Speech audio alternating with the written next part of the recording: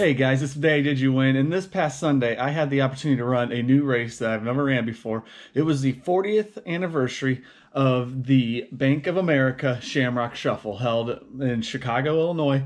It is an 8K race, and it's been a little while since I've ran an 8K. I have not ran an 8K actually since college, to my memory. So back in 2004, that's the race distance that we ran in cross country. So it's been a little while since I've done an 8K, and I went into it with the expectation of taking it easy. I have a marathon coming up here this weekend on Saturday, and so I didn't want to push myself. I'm not young anymore. My body is feeling every race now, the wear and tear and everything else, and so I'm just not able to go out even with a short race like an 8K and feel like I have my legs back ready to go for a marathon. It's kind of pathetic at this point, but that's where my body is at, and I've come to realize that. So I went into the Shamrock Shuffle, although I would have loved to have raced it because it's a flat course. I would have loved to have gone hard on it, but just not a good idea. So anyways, me and my wife Tina, we decided that very last minute, we decided that we were going to get a hotel room and actually go up to Chicago or over to Chicago on Saturday. We had originally just planned on driving up that morning, having someone else pick up our race packet, but we were able to find a great hotel deal at last minute, just a couple blocks away from Grant Park, where the race is held. And so that worked out really well for us. And to save a little bit more money on parking, we actually took the South Shore train, got on Indiana Dunes State Park, and rode a train into Chicago. It was about an hour and a half train ride, I believe, from Indiana Dunes to Millennium State, or not to Millennium Station, I'm sorry, to the convention center where the expo was at. And so we arrived there, I believe, at about 11 o'clock, 11:15 Saturday morning. Parking was a nightmare. Thank goodness we didn't drive because there was Comic-Con going on the other side of the convention center. And so due to that, we were able to just avoid that hassle and just get off the train, walk right in, and get our stuff. So first thing you do when you get there, you get your bib. All right, so bibs at Shamrock Shuffle, they are larger than your standard bib. If you're familiar with the Chicago Marathon, it's about that size. As you can see, Nike is the main sponsor of this event, as well as Bank of America. I'm sure both of them want their race logo or their company logos on there, and so hence the larger bib. So one of the things that's starting to frustrate me a little bit with like race expos, and I don't quite get it, especially with this expo, it wasn't all that big, is you get your race number, you get your bib, and then you have to walk clear across the other side of the expo hall to get your t-shirt and other stuff, your gear check bag and so on. And so why we can't just combine these two things, especially, I know it's I apologize about my throat. I understand that there's 20,000 people in this race, but it's not that big of an expo. And at least when I was there, the expo was not that busy at all. And so it's just more of a hassle walking through the rest of the vendors and stuff. And maybe that's part of it. Maybe they want you to check out the vendors. I don't know. But it would be a lot easier if they would just combine the two. Give you your bib, give you your shirt, everything else at the same time. So we walked across the expo hall to get our shirt and stuff. And this is a race shirt for this year. I've heard positives and negatives on it. So this is the logo. They actually had the circle design was actually stationed around race day at the after party, so people can get their pictures. Me and the rest of the Bib Brave pros, well, at least two of us met up before the race, got our pictures in front of that. So that was pretty cool. It's nice to see the logos used just more than once, just on the shirt, but they use it in other areas of the race. So that's nice. It is a Nike shirt. Very tech shirt, very nice. Has the 40th anniversary logo there. It does have the year, but it doesn't have a specific date on it, which is fine. No sponsors on the back, so that's I always appreciate that. But I also get the fact that race needs sponsors, so I understand when races do that. Put the sponsors on the back. Then also they gave you this beanie or stocking cap, whatever you want to call it. With the Bank of America Shamrock Shuffle on it.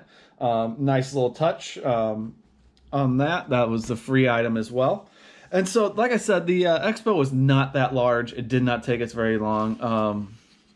We didn't buy anything other than a pint glass with the Shamrock Shuffle logo on it. Nothing else really caught our attention. The only thing that I was really surprised by is Nike, of course, is the official sponsor of the race, but they did not have Nike Shamrock Shuffle any kind of gear for sale at the expo. You had to go either to the downtown Nike store or you had to go to a Fleet Feet in the area. I thought that was odd, and I get it. Once again, you're trying to get people to spend money elsewhere at the Nike store, at Fleet Feet, whatever. But convenience-wise, it's not convenient for people, especially if you're just trying to get your packet and go home. Obviously, we were in Chicago. I did see some of the gear at the Nike store. It was all right. Didn't purchase anything for an 8K race I hadn't been training for, that I didn't really care about my results. I wasn't going to spend more money on gear than I had to. And so they did. I should say though, they did have the gear at the race for post-race stuff, so you could buy it there as well. But I thought they missed an opportunity of selling it at the expo. I'm more inclined to buy something at the expo than afterwards. So anyways, come race morning, race started at 8:30 in the morning. So that's 9:30 our time. We are an hour different here in Indiana than we are in Chicago, or they are in Chicago. And so it was an opportunity for us to actually get some extra rest. Didn't really happen. Our internal alarm clocks both woke us up at about 4:30 Chicago time, which is 5:30 Indiana time. And so just what we're used to, and that's what happened. But we made our way down there to the race location, and like I said, it's in Grant Park, huge park in Chicago, plenty of room for the start finish area, for gear check, for after party, everything. It's a great location actually for this kind of event.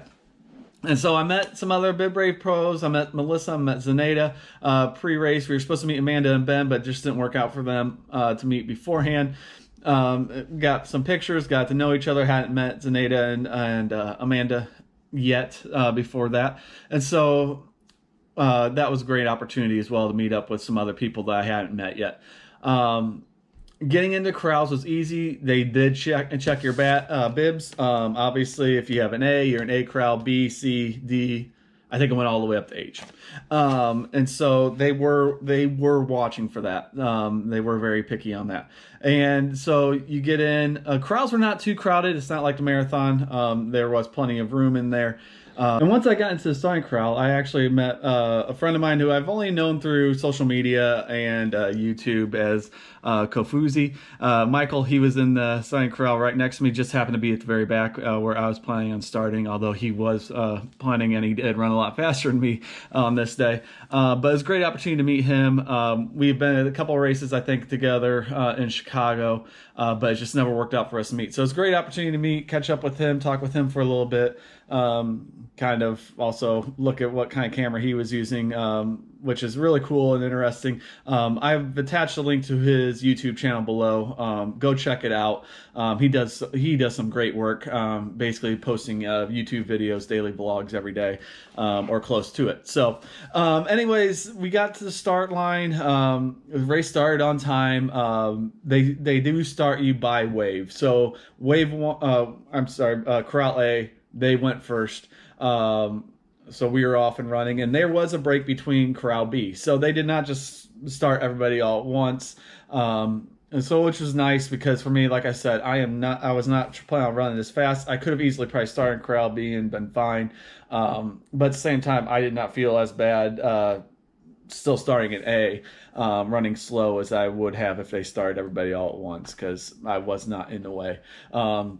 It took actually corral B probably about till mile 3 or so till they really started to catch me, and so it was fine. We were spread out by then, and so you start off the same way actually you do the Chicago Marathon. So if you're familiar with that race, first mile especially is all the same, and I think it's actually the same a little bit past that. But you do see a lot of the sites that you do in downtown Chicago as you do in the marathon, and so it's a nice course. Now, there is not the crowd support that you get at the Chicago Marathon. There are sections where there are crowds, but there are a lot of sections where you're running through basically a seems like a canyon with tall Chicago buildings on both sides of you, where there is nobody on the sides of the road. And back where I was, there was hardly anybody around me, period, just because of the pace I was running. So I was kind of alone. It felt weird, but it was really an interesting experience as well. There were 2 aid stations on the course. They were both supposed to have water and Gatorade. Now, the first one did. They have water and Gatorade. The second one, though, you could smell the Gatorade. The Gatorade had been poured. The Gatorade had been mixed. And you could tell on the side of the road, the roads were wet and it hadn't rained or anything.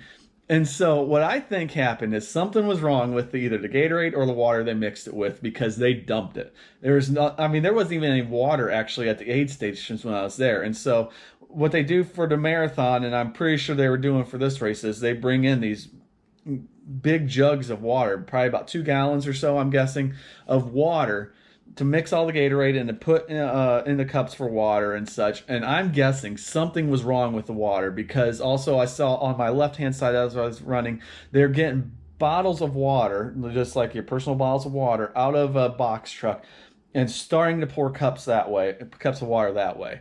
And I did find out later on there was no Gatorade at all at that aid station for whatever reason. And so I think something happened with the water. It is somehow contaminated, I'm guessing they found out, and they dumped everything. Not really something I'm too concerned with, because it was not a hot day. It was a perfect day, actually, really. It was in the 40s. I ran in a t-shirt.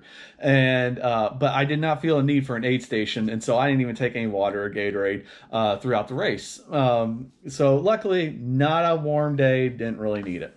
As I said, the course is mainly flat up until you get to Roosevelt. Some in Chicago, I guess, call it Mount Roosevelt. It is right before the finish line. It's right before the finish line of the marathon, so it's that last little hill. It's not a big hill, but in the marathon, it's noticeable. And then you make your left-hand turn and head downhill for the finish. As I said, it's the exact same finish line as the marathon. A lot of races in Chicago use the same start-finish line, which is convenient. At least you know where you're going. So once you finished, they actually had you walk through, give you food. They had your standard bananas, granola bars, peanuts, stuff like that. Also gave you a bottle of water. You could also take a cup of Gatorade as well. Then further down the line, and unfortunately they didn't give you a bag for all this stuff, so you're having to hold it in your hands while trying to walk down and not drop anything. Then eventually they gave you your medal, which is this year. It does have the 40th anniversary there, as you can see. But it's nice medal. Nothing overly flashy about it, but it is a nice medal. Nothing to complain about. The ribbon does have the Shamrock Shuffle on it. Now, ironically, I've checked my wife's. Hers is not like this. My ribbon is upside down. And it's upside down on both sides. So, just a mistake. I don't care. I'm not going to take it apart and resew it or anything like that to make it right. But just something I noticed right away. I was, my ribbon is messed up. Afterwards, what you can do then is you can either go gear check or go to the after party. You do get a free beer ticket on your bib. If you want to use that, my strong suggestion, and this comes from Bibray Pro Ben as well. He's the one that really told me about this, because he made this mistake last year. Get your gear first, because if you go to the after party, especially on a colder day, or to get your beer right away, you cannot leave the after party with your beer. You have to either leave it or drink it first. So you could be standing there shivering, cold, after the race if you do not get your gear first. So get your gear, then come back.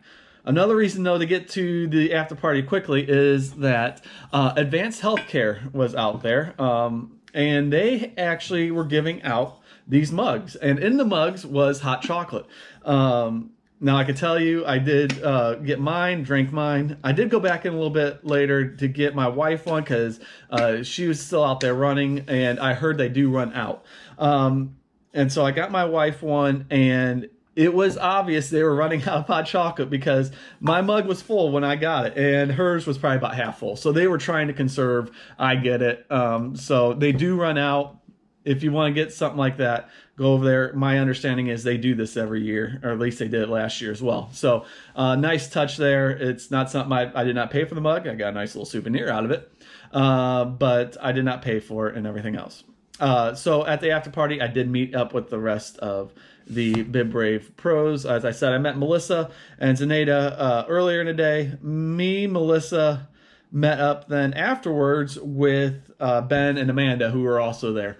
And so Ben and Amanda I had met probably a little over a year ago at another race in Chicago. And so it's not the first time I've seen them, but it was great to connect with them again.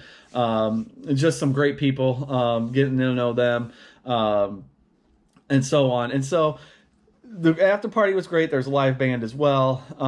Like I said, you had your beer tents and everything else. And so after I met up with them, I did go out and find my wife, Tina, who was running with our friend Heather.